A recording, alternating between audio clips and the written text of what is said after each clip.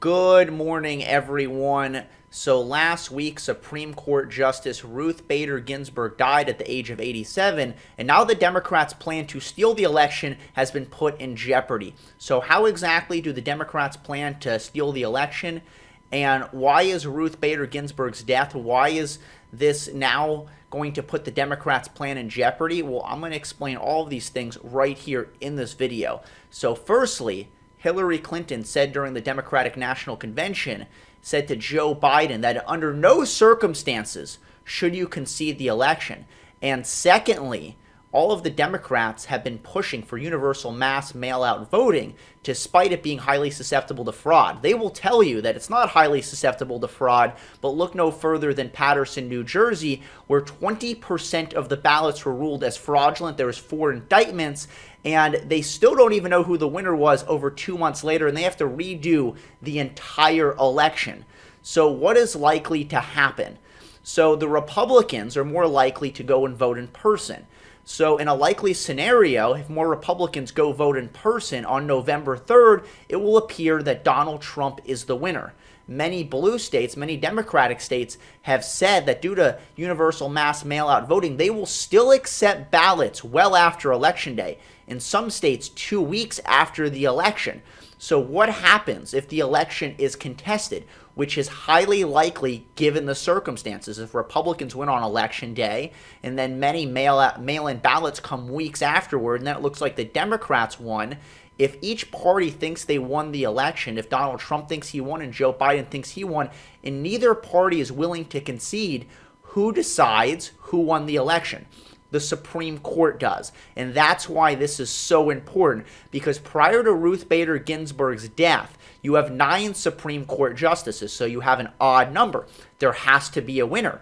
Ultimately, if 5 people vote in one direction and 4 vote in another, one party or one candidate will be declared the winner. So out of those 9 Supreme Court justices just prior to Ruth Bader Ginsburg's death, you had 4 that were elected by Democrats. You had 5 that were elected by Republicans. However, John Roberts, who was appointed by a Republican, usually votes more left-leaning. So what would that look like? Well, if John Roberts, who's historically voted more left, if he voted in favor of the Democrats winning the election and Ruth Bader Ginsburg had not died, you have 5 votes in favor of Democrats, you have 4 votes in favor of Republicans.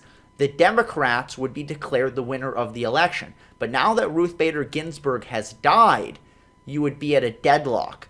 You would have 4 votes for Donald Trump, you would have 4 votes for Joe Biden, and there would be a deadlock. You would have no winner of the election. It would then go on to lower courts. But the Democrats felt like they were going to win because just prior to Ruth Bader Ginsburg's death, they would have had enough votes. But now the seat is vacant, so the Democrats are panicking. Because if Donald Trump fills that seat with a conservative justice, he is likely to win the election when it goes to the Supreme Court. The Democrats are now in full panic, and they are promising, they are threatening violence if Donald Trump were to appoint a Supreme Court justice before the election. Here are just a few statements from some prominent left-wing activists on what is going to happen if Donald Trump dare fill his constitutional duty and appoint a Supreme Court justice before the election. You have Reza Aslan says, if they even try to replace RBG, we burn the entire effing thing down. Then you have Beau Wilman. Beau Wilman said on Twitter, we're shutting this country down if Trump and McConnell try to ram through an appointment before the election. And then you have Emmett McFarlane. And Emmett McFarlane said, burn Congress down before letting Trump try to appoint anyone as a SCOTUS. So you can see how the Democrats are right now in dire straits, and they're doing everything in their power. Since they don't really have any legal power at this point, the only thing they can do is they can threaten violence against everyone if Donald Trump dare appoint a Supreme Court justice before the election on November 3rd. And another thing, too, that the Democrats are trying to remind us of is that according to Ruth Bader Ginsburg's daughter, who was there with her on her deathbed, Ruth Bader Ginsburg's daughter said that her dying wish was to not have Donald Trump appoint a new Supreme Court justice before a new president was installed. And Alexandria Ocasio-Cortez and Chuck Schumer reminded us of this. The second is to honor her legacy, to demand that her last wish be fulfilled by the Senate. She said, "My most fervent wish is that I will not be replaced until a new president is installed." The very last dying wish of RBG was that her vacancy not be filled until the new president takes office in January. So firstly, do we even know that Ruth Bader Ginsburg even said this? Well, this is literally just a quote from her daughter. There's no video, there's no audio, but of course the Democrats, they don't need any sort of hard evidence if they think anything that was said in favor of their political agenda. That's how this now works. But even if she did say it, let's just assume that on her deathbed, the number one thing that she was thinking about is politics, which would be pretty sad to begin with. And her last words were, don't let Donald Trump appoint a Supreme Court justice before the election. Even if she said that, do we have any obligation to honor her dying wish? Well, not at all. Donald Trump constitutionally has the authority to appoint a Supreme Court justice. And every other time that this has happened, there's been 29 times, according to the National Review, where there has been a vacant Supreme Court seat during an election year. All 29 times, the president at least tried to fill that seat. In 17 of 19 times, the Senate was of the same party as the presidency, and the appointment ended up being confirmed. So that's the situation we're in, where there's more Republicans. The Republicans have a Senate majority to the Democrats, and in this situation, given the same circumstances, 17 out of 19 times, the appointment was confirmed. So it is very likely that the appointment does get confirmed and Donald Trump is able to get in a conservative justice. And the Democrats do not want this, because this will ruin their chances of stealing the election once it goes to the Supreme Court. And while we're supposed to listen to her dying wish that's been completely unconfirmed, one thing that the Democrats don't want to talk about is one thing that she said that is well documented on camera, on video. So the Democrats have threatened that if Donald Trump were to push an appointment through and they were to win the election, in retaliation, they would jam-pack the Supreme Court.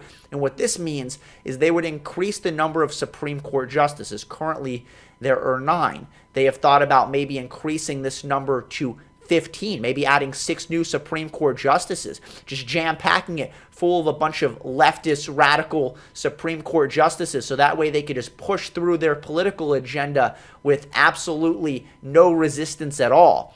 Ruth Bader Ginsburg, the person who we're supposed to honor her dying wish, in which we can't even confirm what that dying wish is, had said this just a few years ago. 9 seems to be a good number, and it's been that way for a long time. I have heard that there are some people on the Democratic side who would like to increase the number of judges. I think that was a bad idea when President Franklin Delano Roosevelt tried to pack the court. You mentioned before the court appearing partisan. Well, if anything would make the court appear partisan, it would be that. One side saying, when we're in power, we're going to enlarge the number of judges, so we will have more people who will vote the way we want them to. So I am not at all in favor of that solution. As liberal as Ruth Bader Ginsburg was, she was completely against packing the Supreme Court. She said it would make it too partisan. The Democrats are completely ignoring her verified wishes, in which we could see on camera, on videotape, in favor of her dying wish, which is completely unconfirmed, by the way. In addition to that, the Democrats are also panicking because it now looks like Donald Trump will absolutely have enough votes to be able to confirm whatever his appointment is for Supreme Court justice. There was a few different Republican senators that said that they would not vote in favor of the appointment.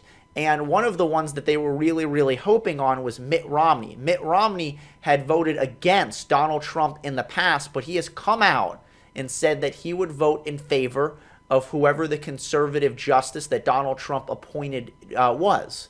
And Democrats have now made Mitt Romney the enemy again, because before, when he voted against Donald Trump, he was awesome, and this was what a real Republican does. Real Republicans vote against Donald Trump. But now that Mitt Romney said that he would vote in favor of the conservative justice that Donald Trump were to appoint, he is now the enemy. So now Democrats are panicking. They're having a meltdown. This was their entire plan, to just complicate the election. They know they can't win under legitimate circumstances. That's why they're pushing for universal mass mail-out voting. That's why they want to be able to accept ballots even weeks after the election, once they even know exactly how many votes they are down by in each state, in each district, in each county. Then they can go and fabricate all their mail-in ballots and say, hey, look, here are all the mail-in ballots. And now we're able to flip the counties, the districts, and the states, giving us the election. Then it goes to the Supreme Court when it's contested, and they will lose. They will lose if the conservative justice is appointed.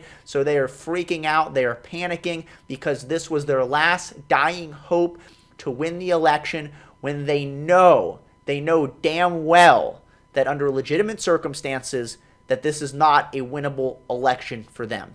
Anyway, that's my video. Hope you like it. Please leave your thoughts in the comments below. Subscribe, and I will see you all next time.